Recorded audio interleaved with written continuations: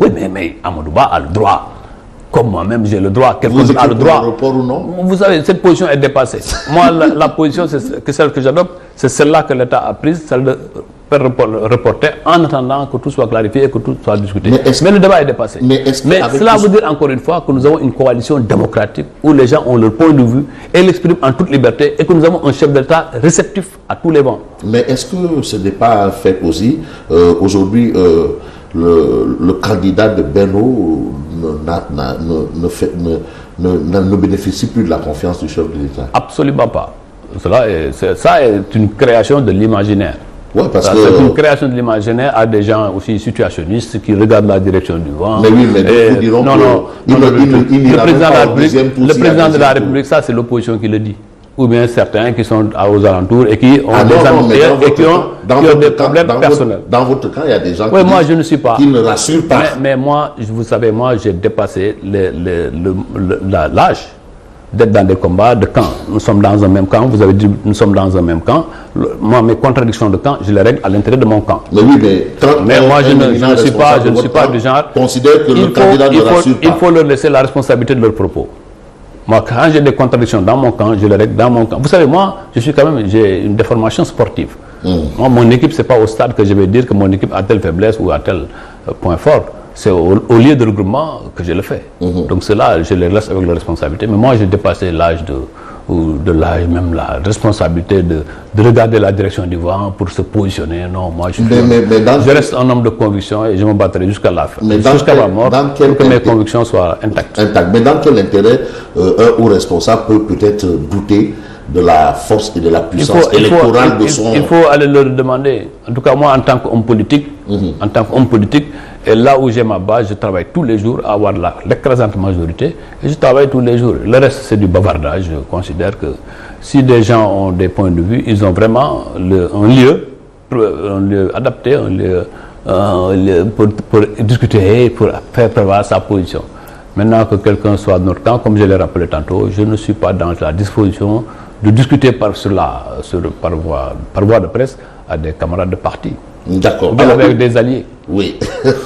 Mais vous êtes prêt à discuter avec les adversaires politiques. D'accord, on a tout compris. C'est assez mon rôle. Mesdames et messieurs, une pause et nous revenons dans une poignée de secondes.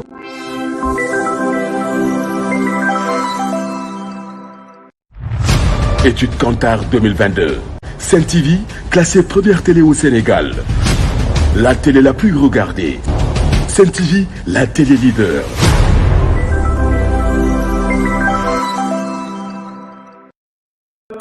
L'intime et protège slip.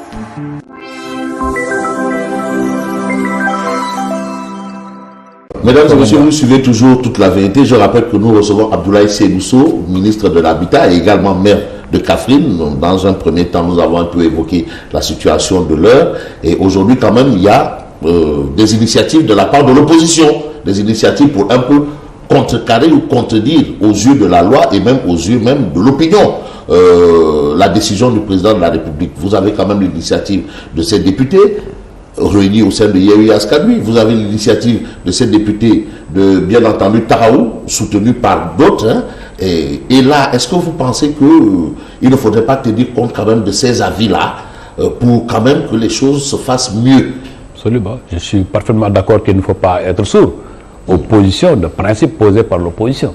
Et c'est d'ailleurs le sens du dialogue que le chef de l'État appelle de tous ses voeux depuis des années. Le chef de l'État est constant dans sa démarche. En tout cas, dans le processus électoral, le chef de l'État a voulu toujours qu'il y ait un processus concerté.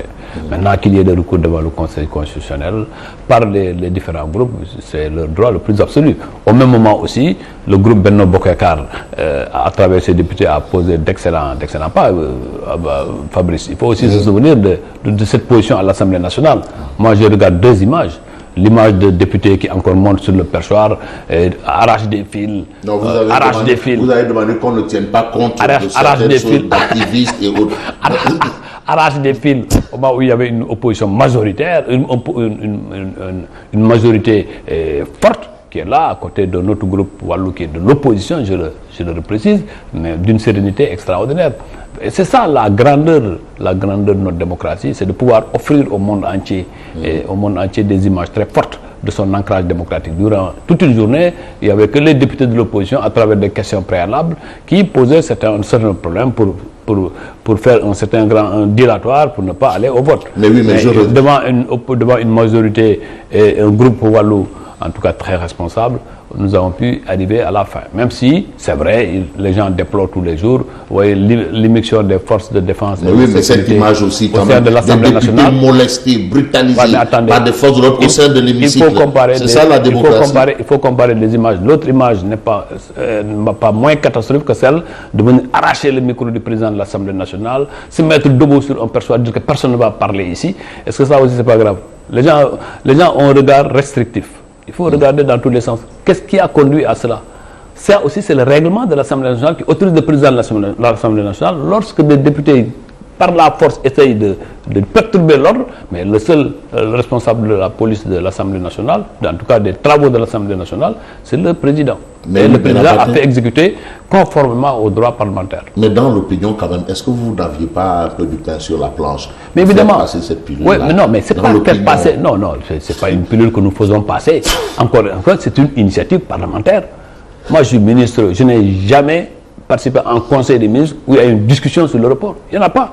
Parce que c'est une initiative qui est venue de l'Assemblée nationale, qui constate une crise entre deux pouvoirs, des difficultés sur le parlementaire, une difficulté, le terme, comme je l'ai dit tantôt, entre deux pouvoirs. Donc forcément, cette situation-là, il ne faudrait pas essayer de chercher à dire que c'est tel ou un tel. C'est le pays qui a aujourd'hui besoin de dialogue pour s'entendre sur de nouvelles règles qui vont consolider notre démocratie. Je ne pense pas qu'il y ait un seul militant, un seul citoyen de ce pays qui puisse être contre ce principe.